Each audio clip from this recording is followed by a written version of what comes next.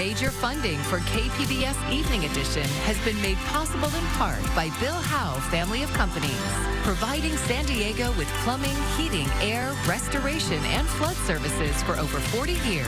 Call 1-800-BILL-HOWE or visit BillHowe.com. And by the Conrad Trebas Foundation, Darlene Marcos Shiley, and by the following.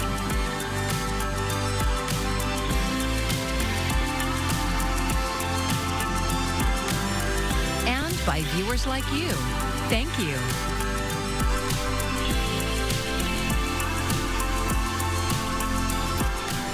Thank you for joining us. I'm Maya Trabulsi. The San Diego Water Conservation Garden has been educating county residents about water conservation and sustainability since it opened 26 years ago. The garden has faced major challenges over the years, and now it's facing one of its biggest yet. KPBS reporter John Carroll is live at the San Diego County Water Authority, where the board is voting on whether to keep funding the garden. So, John, have they decided what to do yet? They have, Maya. The board meeting ended about 45 minutes ago. I'm going to unspool all this for you, but it's rather convoluted. I'll try and do my best. So, several months ago, the Water Authority basically voted to end its more than 2 decades old relationship with the Water Garden. They had been paying them about $150,000 a year, which amounts to a tiny fraction of the Water Authority's more than $1.5 billion budget. So that meant that there would be no more funding. Staff was directed to come up with some alternatives. They did. One option was to stick with the pullout. That would mean no more funding. Option 2 was to give them $100,000 for this fiscal year and $50,000 next, and then end the relationship. This morning, the Finance Committee voted to do neither of those things, but instead to give them a final $50,000 grant, and that would be that. Okay, so that came to the full board this afternoon.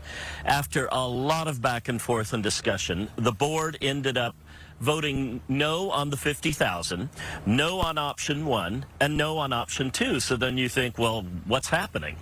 Well, what happens is it defaults to the original pullout of the MOU, which means no more money for the Water Garden. Now, we spent some time out there yesterday talking to volunteers to get a sense of the place, and here's what we found. The San Diego Water Conservation Garden was established at Cuyamaca College in 1999. It features all sorts of exhibits, ideas on what to plant that will beautify land while saving water. It's mostly staffed by volunteers like Emily Routman. I've been a volunteer for 3 years. I was fascinated, I appreciated it, I thought it was pretty wonderful, and I became a volunteer. The garden is a project of regional water purveyors, including the San Diego County Water Authority, which has been contributing $150,000 a year. Some municipalities have also supported the project, but over the years, some of that support has fallen away, including from the city of San Diego, which recently ended its financial support of the garden. This is not a good strategic move. Routman is retired, but she spent her career helping organizations craft effective financial and mission-related strategies. She says any move to cut or cut off funding is short-sighted. The investment that was made to build this place, that has created this place of beauty and education that advances the missions of all of the water districts, this investment would be lost and wasted if the county withdrew their support. I worked in the water industry for over 40 years, having worked at the city of San Diego and Padre Dam Municipal Water District. Harold Bailey has volunteered here for 13 years. It's been a good 13 years to work with these people. Bailey says the Water Authority's level of financial support amounts to a bit less than 5 cents per ratepayer. 5 cents a year per ratepayer. I think they have not done an adequate cost-benefit analysis to see what the value of this garden is. Our motto is more beauty, less water. And less water is the theme. It's conservation at the forefront. So By not taking that into account, I think they're just trying to make an offhand decision and save a few dollars. The Water Conservation Garden is an educational place. It features all sorts of exhibits. There is a children's area for when the young ones tire of looking at all the flora, an amphitheater for group presentations, a gazebo for weddings and parties, and informational signs featuring QR codes everywhere you look. Emily Routman says it just doesn't make any sense to cut off or even lower funding. It does not make any strategic sense for them to give up on this place and to close this beautiful and informative resource that advances their mission. Now, Maya, I must tell you, because it's important for our audience to know, I've been covering city councils and boards for more than 40 years now, and I have to say I've never seen anything like what I saw today. There was a lot of confusion amongst board members, and I talked to a couple afterwards, and they seemed to be even somewhat unsure as to what action they had taken. So there you have that. I also talked to Lauren Magnuson, who's the head of the garden. She's on vacation right now. I talked with her on the phone. She says she is, of course, disappointed, but they are going to talk about what to do when they meet in July, and I can tell you they're a very plucky group, so I'm sure they'll figure something out. Other water authorities around the county are continuing to financially support the garden, but they're facing financial constraints too, so we'll just have to see what happens. Live in Kearney Mesa, John Carroll, KPBS News. Weather headlines here as we head throughout this evening, and as we head into tonight, I will be tracking sunny skies and mild conditions continuing here for the rest of the work week. But overall, I am also tracking great weather here for both Saturday and Sunday. But I am also tracking that chance of rain. It is going to be a low chance, but it is going to be on that extended forecast. I'll give you an updated look coming up. More than a year after a massive fire destroyed part of the Oceanside Pier, we may now know what caused it. KPBS North County reporter Alexander Wynn says the federal investigation is now available to the public. Today, fishermen and families are enjoying the pier on a sunny day, but this was the scene in April 2024, smoke billowing at the end of the pier. This was an accidental fire. Fire crews were able to save 90% of the pier.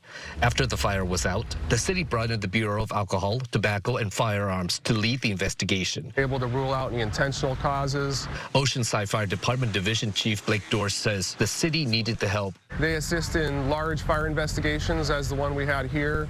In particular, we brought in their expertise because they have expanded capabilities beyond what we have as a small local agency. The ATF looked at video footage, witness statements, and brought in arson dogs to narrow down the causes of the fire.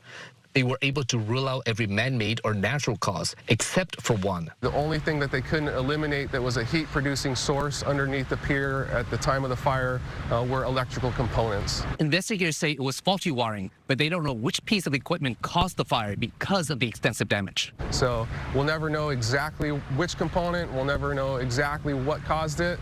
All we can do is narrow it down to the best of our ability. All investigators could say with certainty is that it was an electrical fire that started at the northwest quadrant of the pier.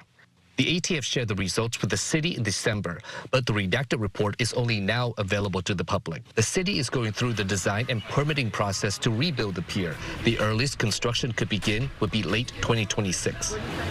In Oceanside, Alexander Wynn, KPBS News. The First Amendment Coalition is suing the city of San Diego to obtain public records. The suit is connected to San Diego police officers' use of non-lethal firearm and a canine while responding to a 911 call last fall. Police say the 911 caller claimed Marcus Evans threatened a woman with a gun. A local videographer captured video of the response, and it shows Evans walking out of a house with his hands raised, responding to officers. And later, the video shows police shooting Evans with 3 beanbag shotgun rounds, then releasing a police dog that bit him repeatedly. David Loy is legal director for the First Amendment Coalition. California has a series of laws that were passed about 5-6 years ago, which guarantee that the public has a right to all records relating to any time a police officer discharges a firearm at a person or uses force that causes great bodily injury. That is regardless of whether the force is deemed legally justified or unjustified.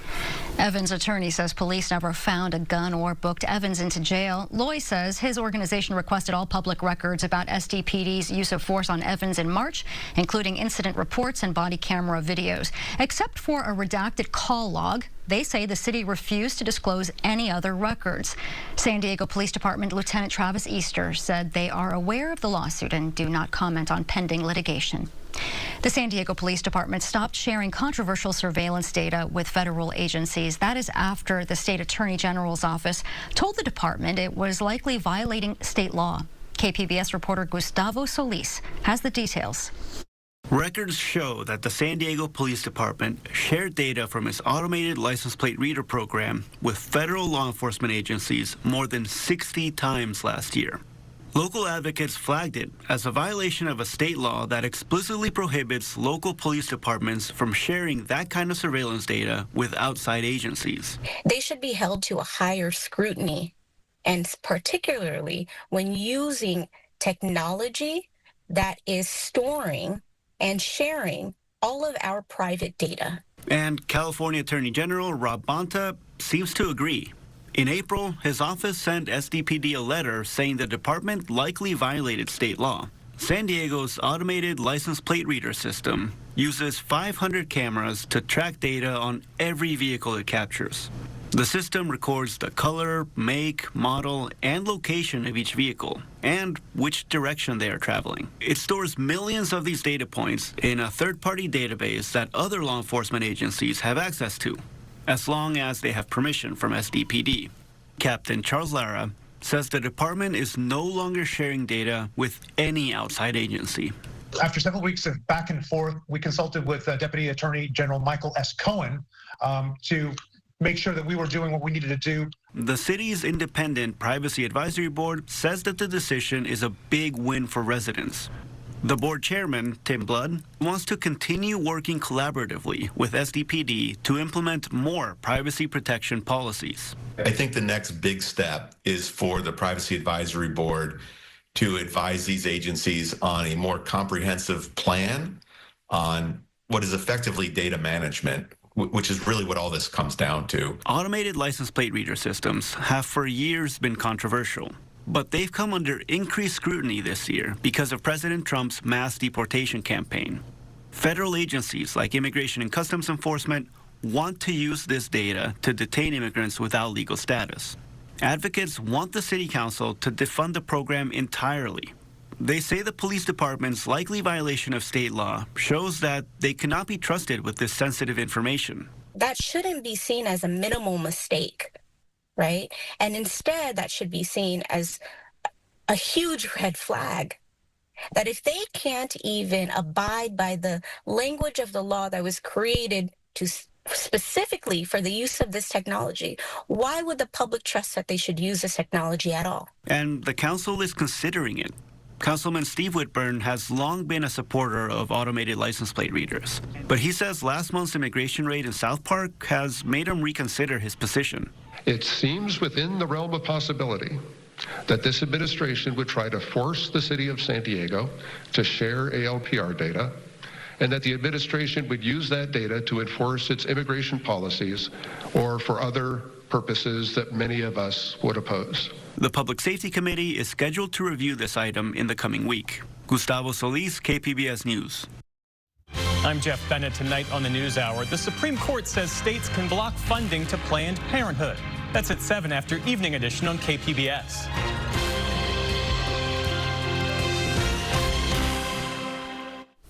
UC San Diego Health laid off 230 employees this week, including pharmacists, lab scientists, and clinical social workers. KPBS health reporter Heidi DeMarco joins me now from the newsroom. Heidi, what reason did the health system's leaders give for those layoffs? The health system says it's facing rising costs, poor reimbursement, and federal funding uncertainty. I talked with one of the spokespersons for one of the unions that represents some of the people laid off. He says these cuts target frontline workers, violate labor contracts, and could result in longer wait times for patients. Some of our patients were having to wait weeks, even months to get in for appointments. The clinical lab scientists prior to these layoffs were saying that, their staffing was getting to the point that it was critical, to the point where they felt like they were at risk for making errors because they didn't have enough staffing. So now that even more folks have been cut, that's definitely concerning.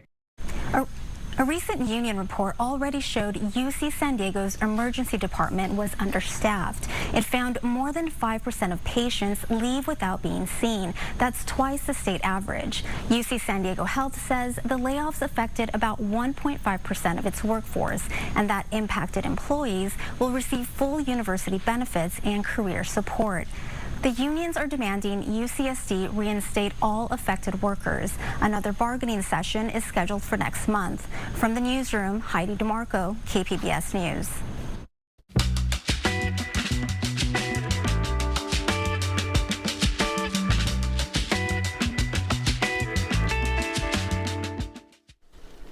Americans could be in for a long, hot summer of protests against the Trump administration over issues that include proposed cuts to safety net programs, university funding, and mass deportations. But amid President Trump's threat to deploy more troops to American cities after a court win, do protests still work?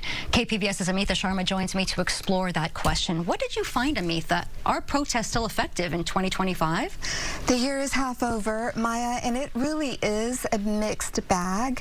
San Diego is coming off a huge No King's Day protest June 14th, with people rallying against what they believe is the Trump administration's slide toward authoritarianism. This protest had all the ingredients of a successful one. It had a purpose. It had a huge crowd. 80,000 people showed up, the largest in the city's history.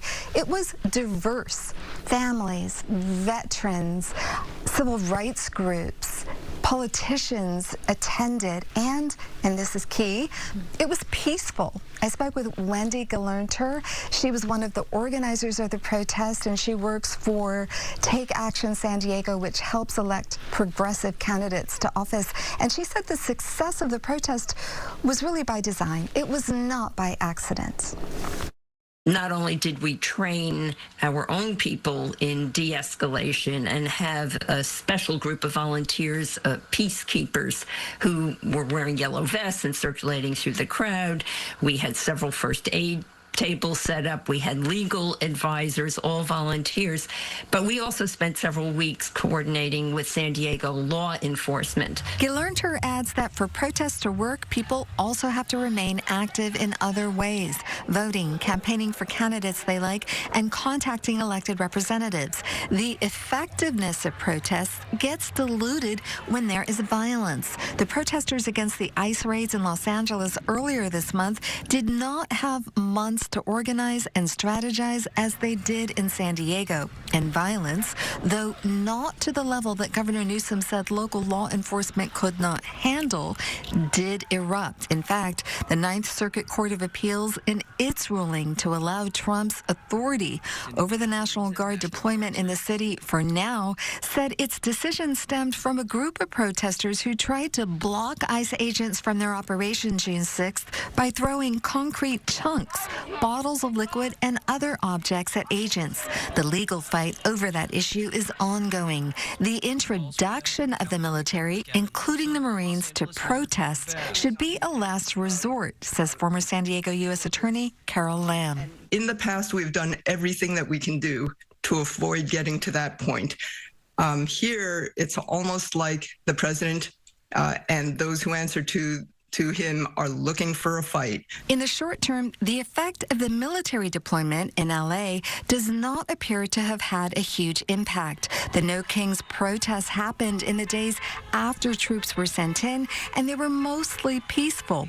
But San Diego Democratic Congressman Mike Levin says the overall effect of those troops' presence in LA is dangerous and wrong. I think it's designed to discourage, to chill any sort of protest, even nonviolent protests, and I think that's fundamentally un-American. Despite the military deployment, UC San Diego political scientist Thad Kauser is optimistic that protests remain a powerful driver of change in the U.S. Especially when they're peaceful, especially when they're from people who are really putting something on the line by protesting. That can absolutely change the opinions of political leaders and change the public opinion more broadly. We saw that with protests in the South, changing opinion across the country in the civil rights era. And some quick closing points. Maya, Harvard University political scientist Erica Chenoweth has studied protests worldwide, and she found that no government can withstand a challenge if 3.5% of its population is mobilized against it peacefully. In American terms, that would be about 12 million people today, right now. But again, those protests and that mobilization has to be peaceful, sustained, organized, and able to build broader coalitions. And my last point is that there are more protests, national protests, planned for July 17th. Well, thank you so very much for your great reporting as usual, Amita. We really appreciate it. Thank you. And the story is part of our Public Matters initiative. You can learn more about it on our website at kpbs.org/Public Matters.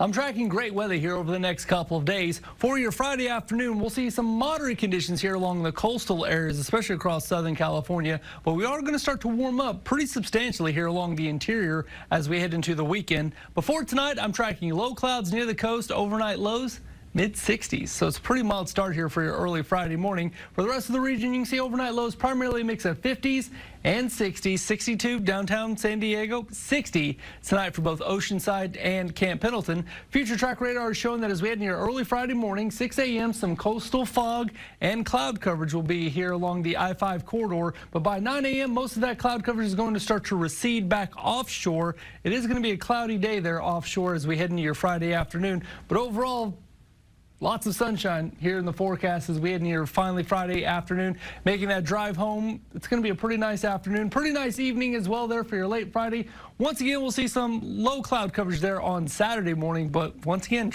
shaping up to be a very nice weekend here for us. Here's the overall setup of what we're tracking temperature-wise here for your Friday forecast. For the most part, we'll be in the 70s. We'll see some interior 80s, and we'll see some mountain 70s, some desert triple digits once again there for your Friday afternoon forecast. And overall, as we head into the weekend, here's an updated look at your coast 5-day outlook.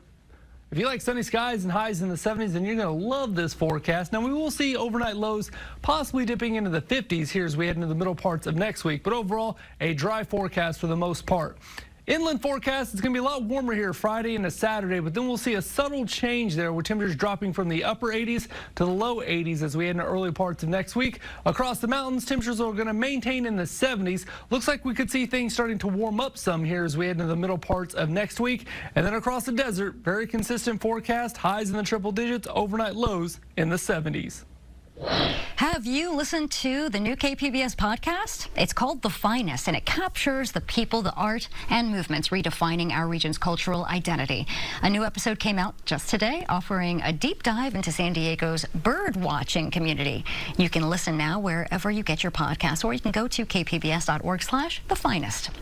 There is a neighborhood in Poway that has some largely unknown history. And if you could rewind the clock, even local residents would be surprised to discover what used to be right in their backyards. Ken Kramer shows us in this story about San Diego. You look at this part of Poway, and unless you know the story, you wouldn't guess what a man named Giuseppe Iavelli used to have right down there. By about 1918, he had purchased all the land that you see down behind us, the 65 acres, and that's when he started the Poway Winery. That's right, the Poway Winery. If you've never heard of it, that's because there hasn't been a bottle of it made for about 70 years. Back in 1930, you would have seen this valley was 40 acres of vineyard and another 25 acres of citrus and peach trees. Lucille McHugh's grandfather and then her father cultivated the Poway soil, pruned the vines, and picked big, juicy muscat grapes. Took them over to show on Grape Day in Escondido every year and pressed them and bottled them right in Poway at the Poway winery. And they produced wine throughout the 20s and the 30s, and even during Prohibition, they were making wine. Politicians and business leaders from San Diego, it is said, were regular customers. And remember, this was dry land farming.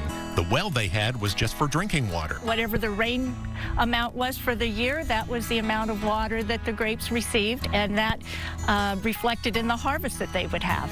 So what happened to the Poway winery? World War II. It stopped operating when Carl Iavelli, Lucille's dad, enlisted in the Army Air Corps, was shot down, taken by the Germans as a prisoner of war. Carl survived it all, but the winery was now history. Today, where once there was a farmhouse, a well, and rows of grapes, there are now rows of homes, and hardly anybody remembers what used to be here. What a remarkably different place this part of Poway was before it became developed. How good the soil was, and how it blessed hard work with good wine. A very sweet, wonderful time. I spent my childhood in that area before there were all houses there, just around the ranch in the vineyard, and we were out away from, there was no one else around, but there was never any fear of danger, and we just enjoyed the area for its beauty. Like the Poway winery, now just a memory about San Diego. And Ken Kramer has a half hour of stories every week about San Diego, which you can see on Thursday nights at 8 o'clock right here on KPBS. And you can find tonight's stories on our website, kpbs.org. Well, thanks for joining us. I'm Maya Trabulsi. Have a great evening. Major funding for KPBS Evening Edition has been made possible in part by Bill Howe Family of Companies, providing San Diego with plumbing, heating, air, restoration, and flood services for over 40 years. Call 1-800-BILL-HOWE or visit billhowe.com. And by the Conrad Prebys Foundation, Darlene Marco Shiley, and by the following: